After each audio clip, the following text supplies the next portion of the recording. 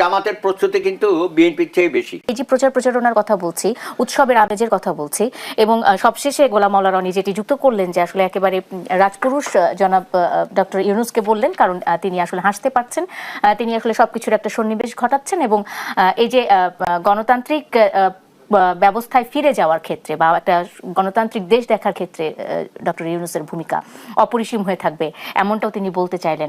আমি আপনাকে নির্বাচনের আমেজ নিয়েই বলতে চাই। নির্বাচনটা প্রচার প্রচারণা তো শুরু হয়ে গেছে, আলোচনা করারও সময় পাবো, কিন্তু আজকে প্রথম দিনের প্রচার প্রচারণা দেখে আপনার কি মনে হলো, যে ধন্যবাদ, কি অবস্থা, কেমন লাগছে? আমাদের সমাজে না কিছু সন্দেহপ্রবণ এবং সন্দেহ বাতিক কিছু লোকজন আছে, তারা গত 17 মাস বলে বেড়াচ্ছে যে ইউনূস খুব দ্রুততম সময়ে বাংলাদেশে কোনো নির্বাচন হবে না, তোমরা খামাখায় লাফালাফি করতেছো, সে দীর্ঘ সময় এখানে থাকবে। এই গ্রুপে আমিও ছিলাম। এবং আন্তর্জাতিক শক্তি তাকে বসেইছে, কন্টিনিউ করবে, এবং তার মাধ্যমে ব্যবসা বাণিজ্য যা আছে সব মোটামুটি বিভিন্ন দেশ তার কাছ থেকে নিয়ে নেবে এবং নিজেও করবে।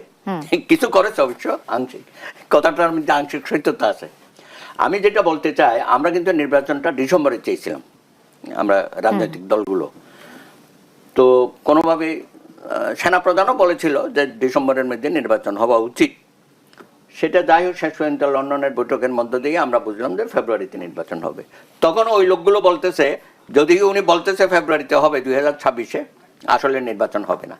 এইভাবে দিনাতিপাত করতে করতে যখন শিডিউল আসলো, বলে শিডিউল দিচ্ছে ঠিকই, কিন্তু শিডিউল অনুযায়ী নির্বাচন হবে না। নমিনেশন হয়ে গেল, উইথড্রল হয়ে গেল, এখনো বলে 12 তারিখে নির্বাচন হবে কিনা। এই যে সন্দেহবাতিক লোকগুলো কিন্তু বসে নাই, তারা তাদের মতো প্রচার করে যাচ্ছে, এইখানেও করছে। কিন্তু এত সন্দেহ কেন সুব্রত দা? আমি যদি জিজ্ঞেস করি যে সন্দেহ কেন, অনেকেই এইসব প্রচার মানে সংশয়টা কেন কাটছে না? যুক্ত হয়ে গেছি। এখন বলবে কি, হ্যাঁ 12 তারিখ নির্বাচন হবে, তবে ক্ষমতা হস্তান্তর হবে না। ওই যে গ্রামে একটা কথা ছিল না, ওই ছেলেরা পরে কলেজে বলে যে কলেজ থেকে পার হইতে পারবে না, পাশ করতে পারবে না, পাশ করলে বলবে যে চাকরি পাবে না, চাকরি পাবে যে বেতন পাবে না, তারপর বলবে যে বিয়ে করতে পারবে না। আমাদেরও এই বাতিকে হয়েছে। যাই হোক, সকল জল্পনা কল্পনার অবসান ঘটিয়ে 12 তারিখে বাংলাদেশে দীর্ঘ প্রতীক্ষিত একটি নির্বাচন অনুষ্ঠিত হতে যাচ্ছে। সমস্ত দল যারা পার্টিসিপেট করেছে, 50-এরও অধিক সংখ্যক দল, যদিও আওয়ামী লীগ এই নির্বাচনে অংশগ্রহণ করতে পারছে না, বা তার সাথে যারা ছিল 14 দল, তারও কেউ কেউ নাই। তারপরেও আমি মনে করি প্রার্থীর সংখ্যা যথেষ্ট হয়েছে। এবং প্রচারণা কিন্তু শুধু যে আজকে শুরু হয়েছে তাই না, আমি কিন্তু 3-4 মাস আগেও যখন গ্রামে গঞ্জে গেছি, জামাত ইসলামী কিন্তু সবার আগে প্রচারে নেমেছে। যদিও তারা বলতো নির্বাচন আরো দেরিতে হোক, এখনো পরিবেশ নাই, সক্ষমতা নাই, এইসব কথা বলতো, কিন্তু আমি দেখেছি সবার আগে জামাতে ইসলামের পোস্টার টোস্টার, কারণ তারা প্রায় 300 আসনে তাদের প্রার্থী কিন্তু দিয়ে দিয়েছিল, এবং তারা প্রত্যেকেই যার যার এলাকায় কাজ করেছে, পোস্টার টোস্টার ছাপিয়েছে। আমাদের হাইকোর্টে আমাদের কিছু বন্ধু বান্ধব আছে, তারাও প্রায় সকলকে জিজ্ঞেস করছি তুমি কোন এলাকায় দাঁড়াইছো, যে আমার তো ভাই ওখানে দিয়েছে, ওখানে দিয়েছে, এটা প্রত্যেকেই। তো সুতরাং জামাতের প্রস্তুতি কিন্তু বিএনপির চেয়ে বেশি। বিএনপি কিন্তু এত আগে থেকে নামতে পারে না, কারণ তাদের প্রার্থীটা যাচাই বাছাই করতে করতে অনেক সময় শেষ মুহূর্তে এসে তারা করেছে।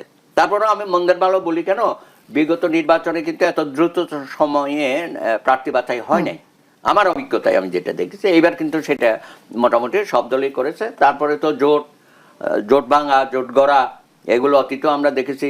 ওই সকালবেলা এক গ্রুপ গিয়া 32 নম্বরে দেখা করতো, ওখানে কোনো ধ্যান দরবারে না মিললে পরে আবার 27 নম্বরে বেগম জিয়ার সাথে গিয়ে দেখা করতো, আবার ওখান থেকে বেরিয়ে এখানে আসতো। সুতরাং জোট ভাঙা করা বা প্রার্থী অদল বদল, এগুলো আমরা আগেও দেখেছি। এইবার অবশ্য সেই পর্যায়ে হয় নাই।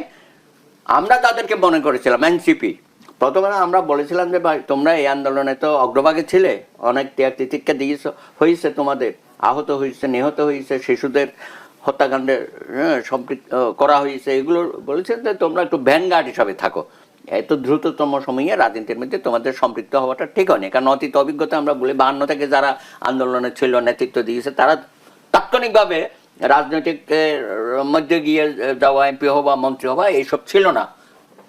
কিন্তু এইবারে আমরা সেটা দেখলাম, এবং এর পেছনে কিন্তু মাস্টার মাইন্ড হচ্ছে প্রধান উপদেষ্টা, তিনি উৎসাহিত করেছেন।